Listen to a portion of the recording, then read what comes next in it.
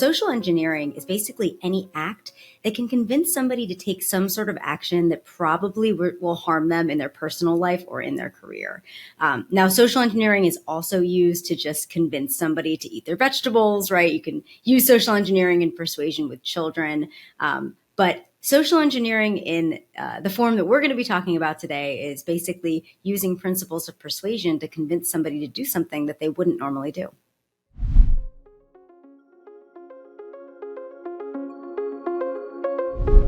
I got my start at DEF CON, the world's largest hacker conference, where I was in the glass booth in front of an audience of 500 people, and I had to hack a real company target live in 20 minutes over the phone. I ended up getting second in that competition 3 years in a row. So many people saw me compete there, and then they went on to ask me to speak at their organization or lead a training or use our video trainings at their company.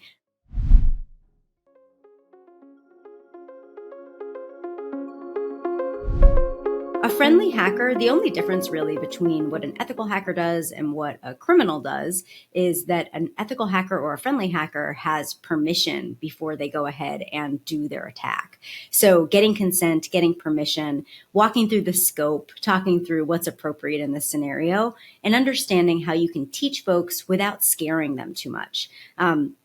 Criminals don't really care about that, right? They don't have the same morals that an ethical hacker would have, and they don't really care if they scare people. We really care whether or not people feel like they're learning. And if they are too scared, they're not able to learn because they're in that fight or flight mode. So we try to make sure that we keep the scope relevant to exactly what they need to learn within that moment, whether that is not reusing their passwords, using a better multi-factor authentication method, using a password manager, etc.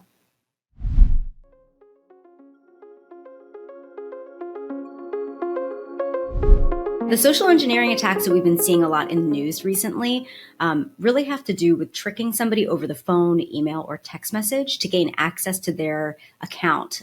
So let's take, for instance, the Twitter 2020 hack. That started with an attacker pretending to be IT support to somebody in customer support over the phone. They were able to spoof the phone number, so change the caller ID to look like they were calling from a number that they were not calling from. That person then picked up the phone, said, "Oh, it's IT support. How can I help?" They said, "Hey, we got to make sure we reset your access so it works from home." And then you had to go ahead and change your password from there. Now, of course, that was an attacker-controlled site. They were able to steal the multi-factor authentication code and steal the password in that moment to gain access to the admin tool and effectively change on the back end the password, multi-factor authentication, and details for many celebrities, including former President Barack Obama. Elon Musk at the time was not the CEO, but they were able to hack his account.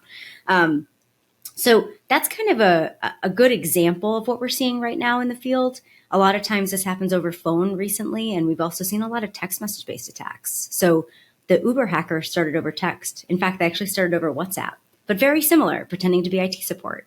So we see a lot of similar attack methods over time. It's just with small tweaks and changes.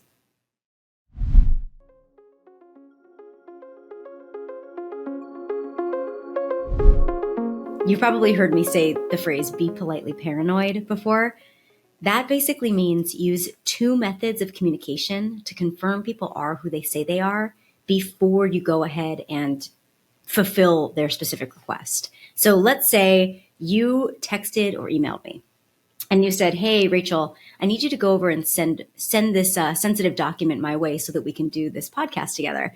I would say, "Yeah, no problem. Let me go ahead and Slack you first because we have that together. I'm going to LinkedIn message you or email you first on a different thread that I've already communicated with you on before, because I don't want to trust that exact method that you used to reach out to me, because that could have been compromised or that might just be fake, someone pretending to be you." In addition to being politely paranoid, which are really the human factors that we're trying to change there, we have the technical tools to protect you. So oftentimes the easiest way for me to gain access to your account is to gain access to a password that was involved in a breach that I can find in a data breach repository. So if you want to make sure that it's challenging for me to hack you and it's not super easy and fast, we have to make sure that we don't reuse our passwords. We know from Google's online security survey that the majority of people do reuse their passwords. And so those are just, again, the people that are willing to admit it to Google in a survey online. So it's more than that. Use a password manager, store those passwords safe. And if your digital literacy doesn't match a technical password manager, it's okay to write it down in a book and store it in a lockbox. The most important thing is that you don't reuse your passwords, because that's the easiest way for me to hack you, really. And then we have to make sure that you have the right MFA for your threat model. So multi-factor authentication, it has to match folks' digital literacy and the tools that they have on hand. So if a person doesn't have a smartphone, it doesn't make sense for us to say you have to use an app-based MFA tool. They're going to be like, what are you talking about, right?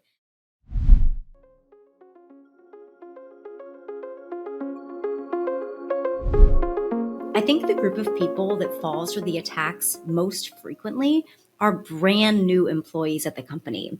You might have seen this before where somebody will receive a text message. Maybe they just changed their LinkedIn to say they're working at that organization, and they receive a text message that says, hey, I'm the CEO, or I'm your boss, or an executive at the company. We need you to buy gift cards, or we need you to hand over this information, or we need you to pay us for your training. That is the biggest group of people that we see fall for these tricks most frequently. And that's tough because these people are brand new to the organization. They don't know what the culture feels like. They don't know what it looks like. They don't know what's normal. And so that's why it's really important that we actually start security education as soon as that offer letter is sent. Hey, we're going to send you this offer letter. We're so excited for you to work with us. Keep in mind, if you change your LinkedIn, you might receive XYZ type of text message, right? And we've actually seen that organizations that send that communication out and send that learning out, make sure that their brand new employees do not fall for these types of attacks, because these attackers, they change their methods constantly. And right now, the method that's really working for them is to look for people who are brand new to the organization on LinkedIn or Instagram, and then they go ahead and they effect that attack on those people specifically.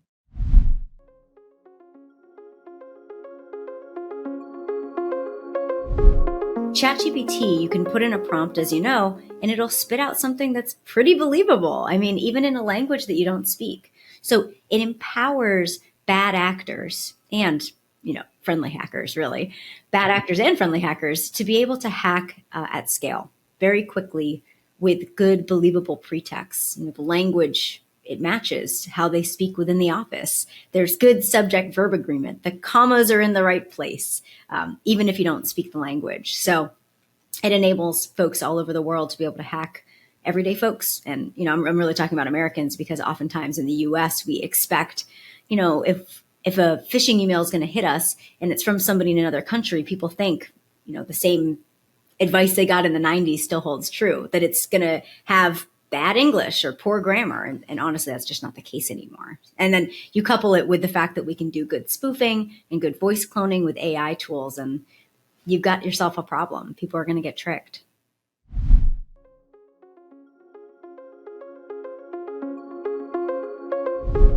I'd say one of the biggest mistakes that we see is organizations will try to use the stick instead of the carrot for education. So think about, you're doing a pen test, right? This is maybe the organization's first time doing a penetration test, receiving those emails or text messages or phone calls. Oftentimes when they're working with me, they've never done a phone call based penetration test. So people are really going into it brand new.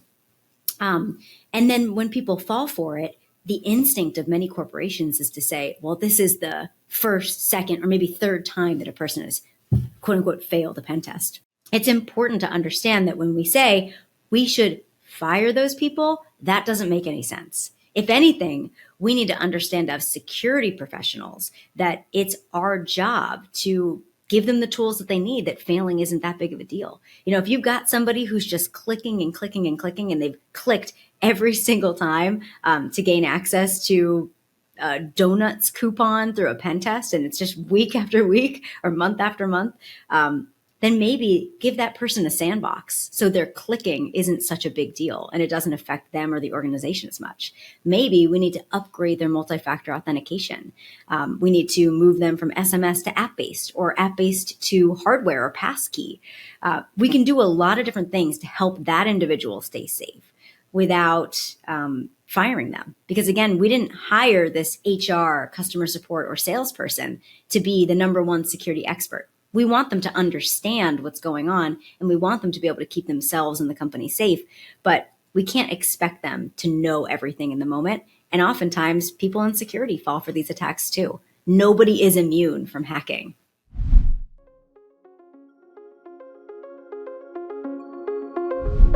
If you're trying to grow really fast and you don't have a huge budget, I would say start with the low-hanging fruit. You can update your human-based protocols, and it's pretty cheap to do so. Sit down with the folks who are in customer support, finance, HR, IT, help desk, etc., and say, listen, when somebody says that they are a customer, an internal employee, etc., we need to make sure that we verify that person is who they say they are. And we can do that through our internal Slack or our Teams chat or what have you, Signal.